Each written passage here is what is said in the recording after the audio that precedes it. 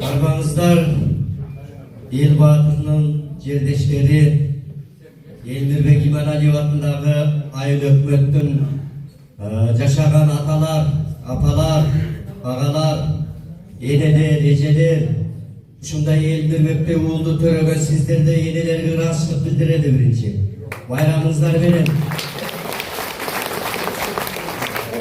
Тулпарды ошондой уулду эне төрөйт дейт. Андыктан бар болуңуздар.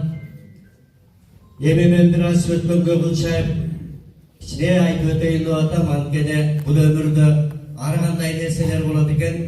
93-жылы каатчылык мезгил башталганда элдин баары менчиктештирүү, чоңдордун баары менчиктеп басып алып аткан убакта биз Элмирбек ошол Тууганбай атанын колунда окудук филармонияда, 2 жылдык студияда.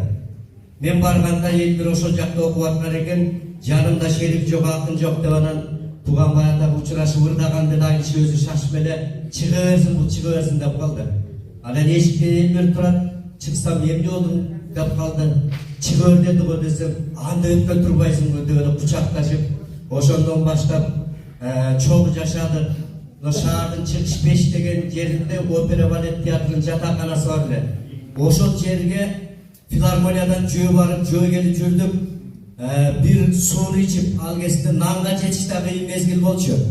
Анан сундун алды тамак аш саткан жай болуп кеткен. Ош базар эмес, сундун алдына чейин. Ошондо балким ушул жерде бар чыгар.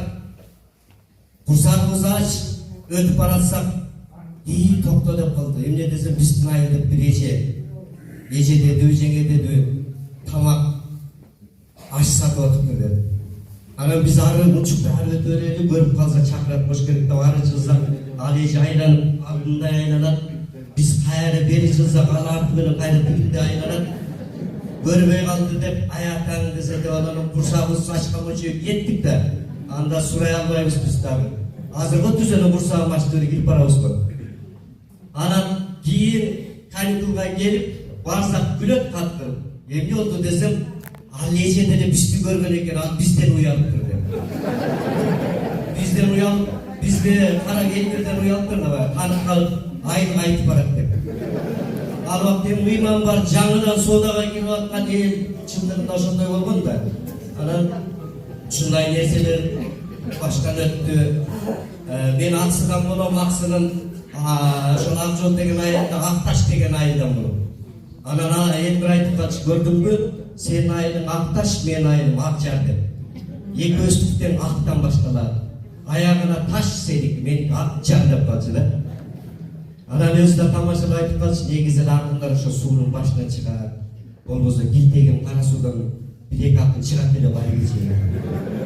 Көрдүңбү? Суунун башынан жашайбыз да, таза бала деп. Анан эми чындыгында өзү Куудулда болчу, дастанчы баарын билесиздер эми, ал нерсенин баарын айтып тургандын кереги жок. Мындай айтканда, акыл жыйна элге жеткидей, адамдарга тааним эткидей, ал кымыз эмес кычып кеткидей, айран эмес ачып кеткидей, айбан эмес качып кеткидей деп акыл жыйнаган досубуз болчу, өзүңүздөр билесиздер. Эмне деген гана ырларды айтып кетти. Оозун ачса каркырадай ырлары чубал челе. Негизи ат коюлгандан кийин ал киши өтүп кетти, бирок Элмирбек аттын кереги деле жок. Элмирбек атындагы айыл өкмөт, Элмирбек атындагы көчө деген Элмирбекке кереги жок. Ал бизге, сиздерге, тирүүлөргө керек да. Биз ошонун атын алып алып, анан кийин жашообузду оңдойлу деп аракет кылып атабыз. Токтогул акын өткөндө да айткан экен, Токтогул акын силерди багат деп. Чындыгында ошондой болуп, Токтогул атабыздын канча деген маарекелери өтүп, ошол айыл улам жаңыланып, улам жол оңдолуп, улам электр чырагы оңдолуп, ошентип Токтогулдун атабыздын ошол жакта айылы да оңдолгон да. Ошондой болуп Элмир сиздерди багат, Кудай буйрса, көзөсү да. Кудай буйрса жол салынып, электр чырагы, Элмир өзү жаркырап жүргөн адам болчу. ошондой болуп айылы дагы жаркырап турсун деген тилекти айтам. Өзү айтып калчу, биздин айылга электр жарыгы кече жакында эле барган деп. Ошо 94-жылдар айтып атат да. Көрсө Бекмамат Осмонов келип, "Эй, чоңку деген эл бүтүндөй Кыргызстандын баш аягы тааныган эл, али кече жарыгы жок отурган уятпа" деп, ошондо бизге алып келип, столболорду коюп, жарыктап келген деп эл бир айтып берген бар. Ошондой болгон болуш керек, э? Мына ошондой болуп, азыркы мезгилде дагы Элмирбек Иманалиев атындагы айыл өкмөтүндө Кудай буйруса ошондой чоң иштер аткарылат деген жакшы тилек менен сүйүнүп келип, сүрдүгүп келип, мындайча айтканда өткөндү эстеп, эне сүйлөй албай турган учурубуз. Ошентсе дагы бул дүйнөдөн өтпөгөн ким бар? Сынбасты уста жаратпайт, өлбөстү Кудай жаратпайт дейт. Бул дүйнөдөн баарыбыз өтөт экенбиз. Эмне деген залдар, эмне деген алыптар өттү. Бирок өлбөстүк түбөлүккө өзүн чыгарып, өзүн сактап, өзүн жаратып кетти Элмирбек. Андыктан эмне дейбиз, ушул Элмирдин атын өчүрбөйлү, сактайлы деген сиздерге да рахмат. Элмирди ушул жактан таап апарып окутуп, Элмирбек кылган Туганбай атабыздын да кармагы ыраазы болсун. Коюлуп, жакында бүтөт экен, жакшы кабар угуп калдым. Кудай буйруса, анын да ачылышы болуп калат. Ата бала элчишип балким ал жакта жүргөндүр. Кудай ошол экөө бири-бирине дагы бир нерсени айтып коеюн. Бизди Туганбай ата өзүнүн тобун түзүп, анда акыл топсо сартып, директор эле, жакшы мыкты жетекчи эле.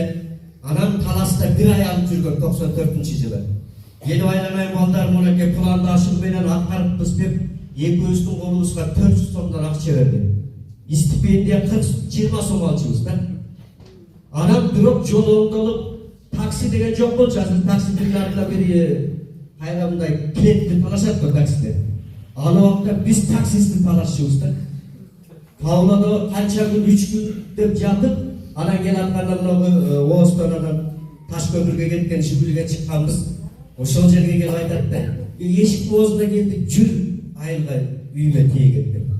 Мен айтам, мен ата-энем сагындым, барайынчы деп кеттим. Анан кийин бирок канча бул жака келдим, Айдекем турат. Ал менин айылыма канча барды, ырдашып, не деген күндөрдө өткөрдүк, анын баарын айтсак бүгүн убакыт алып коем. Эң негизгиси өзү мындай деп айтып калчу. 700 жылда мурда жашаган Сади деген акыл өткөн экен. Ошондой эле сөзүн кайталап жүрүш керек депчи.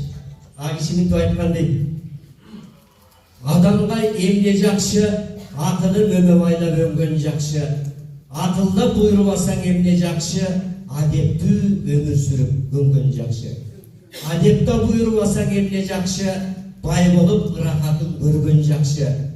Байлыкта буйрубасаң эмне жакшы, пулгабай бул дүйнөдөн өлгөн жакшы.